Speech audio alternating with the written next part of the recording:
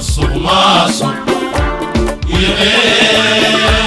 ومصيبة قرنو هذا مرلو هيم مقعيرا ميني musuqmaasuqu waa curyaamiyaha dhaqaalaha dalka.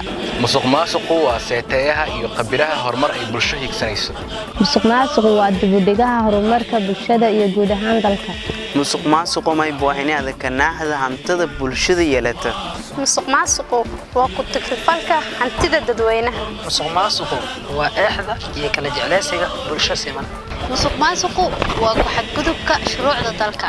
walaal ka dhowrsan musuqmaasuqa iyo boobka hantida dadweynaha. musuqmaasuqu waa cuduryaha dhaqaalaha dalka. musuqmaasuqu waa fal ka baxsan dhaqankeena iyo aadaabta suuban ee shareecada islaamka. musuqmaasuqu waa xatooyo iyo lunsasho xoolo dadweyne. musuqmaasuqu waa cudur ku dhaca maamulka. musuqmaasuqu ma boohinada kubadda amaanadii bulshada iyo kii aaminti. musuqmaasuqu waa horseedaha faqriga iyo gaajada. musuqmaasuqu waa cadaalad darro iyo damiir xumo uu ku kaco qof loo igmaday shaqo gaar ah. dhammaanteen mas'uul iyo shacabba aan iska kaashano sidii aan dalkeena uga soo saari lahayn kaalinta hoose ee musuqmaasuqu ka galay. musuqmaasuqa aan ku bedelno hufnaan dhaqaale iyo horumar. fadlan kor u qaad magaca iyo maamuuska qaranka. dalalka kaalmaha hore ka galay musuqmaasuq la'aanta nagama dad iyo dawlad fiicna ee waxay ku gaareen dadaalkooda. baraarug qaran waxay mar walba u taagan tahay wacyigelinta bulshada Soomaaliyeed.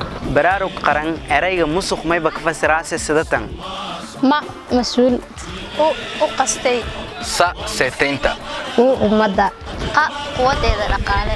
mas'uul u qastay seetaynta ummadda quwadeeda dhaqaale.